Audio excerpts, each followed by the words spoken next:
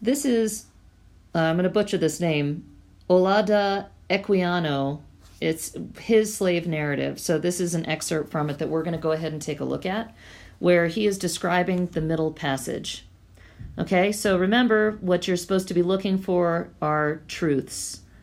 What truths about slavery does this slave narrative reveal? Okay? All right, so let's go ahead and take a look here. In this harrowing description of the middle passage, Olaudah Equiano described the terror of the transatlantic slave trade. Equiano eventually purchased his freedom and lived in London, where he advocated for abolition. Oh, so he too became an abolitionist. So I can connect that to, it kind of equals up to Frederick Douglass in a way, right? With a connection of became an abolitionist after leaving slavery.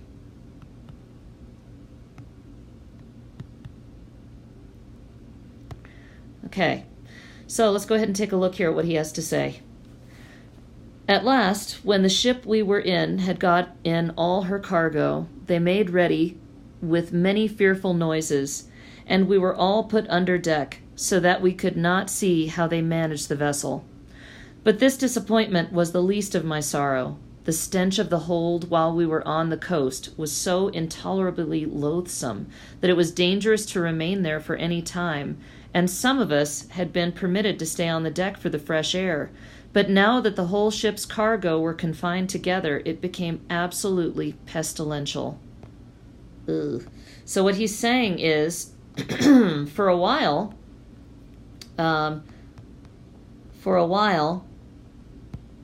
these captured slaves had been able to get fresh air. But now they were stuck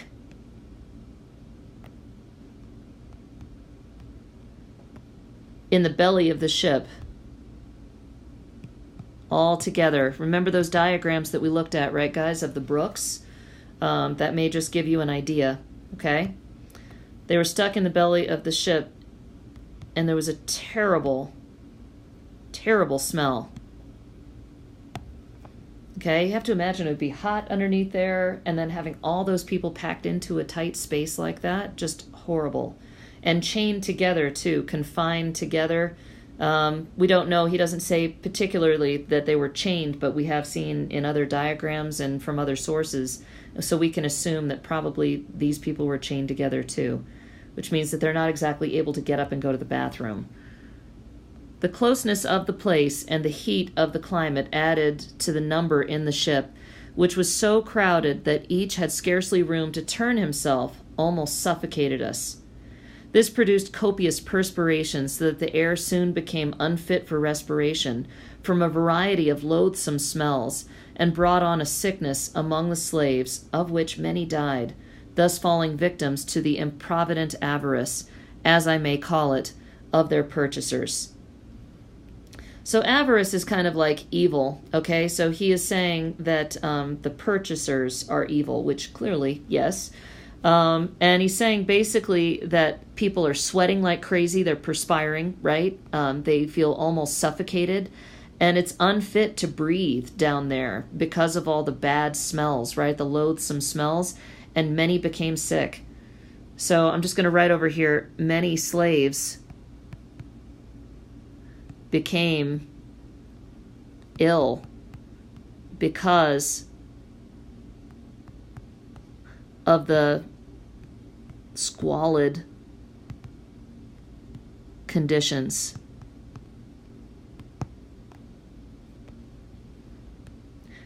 This wretched situation was again aggravated by the galling of the chains, now become insupportable, and the filth of the necessary tubs, into which the children often fell and were almost suffocated.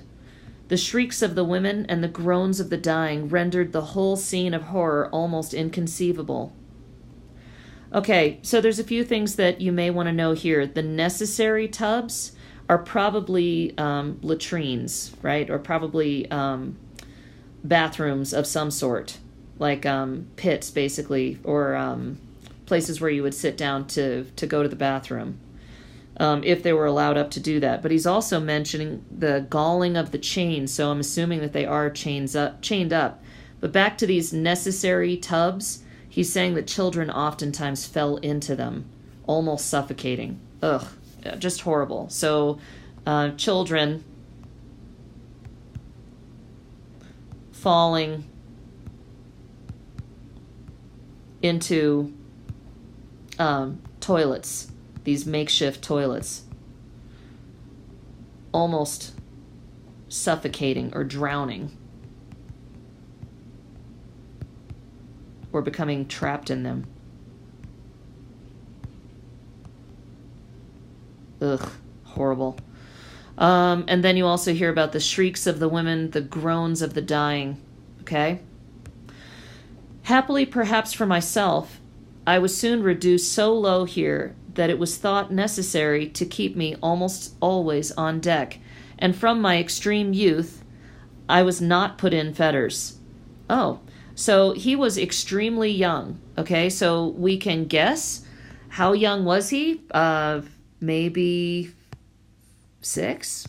Don't know. Okay, so he was a very young child when this is going on, but he was reduced so low, so he was so sick that they decided to keep him almost always up on deck and not put him in chains. So he was so young and ill down below in the ship that he was kept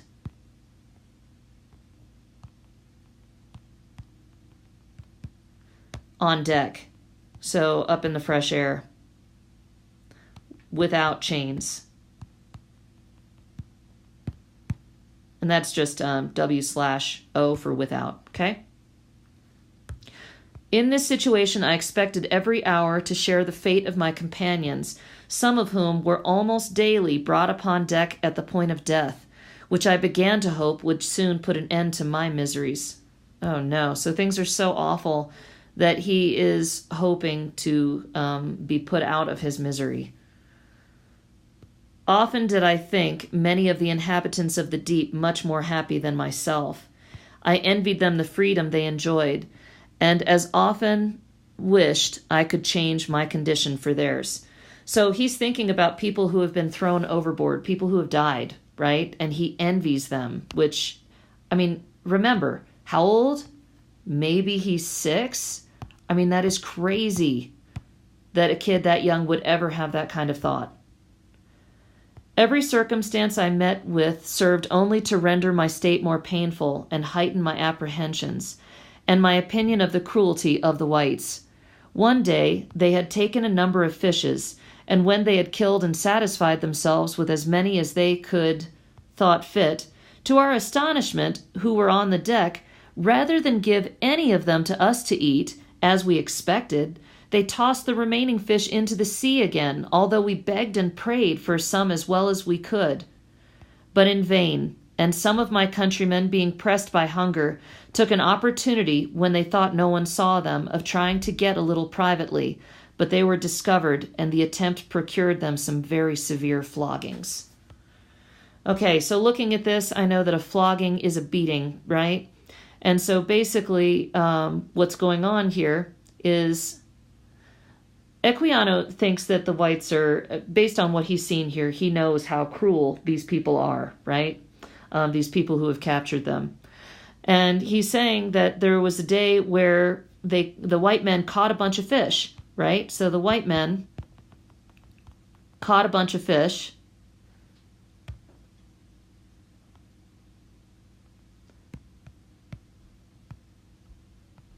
Bunch of fish, but refused to share even when they were full, right? They're totally full. They've eaten as much as they wanted to, and instead they just they tossed the remaining fish into the sea again. All right? And so there were some of the slaves who were on deck being so incredibly hungry that they said, or that they went and they tried to take some, right?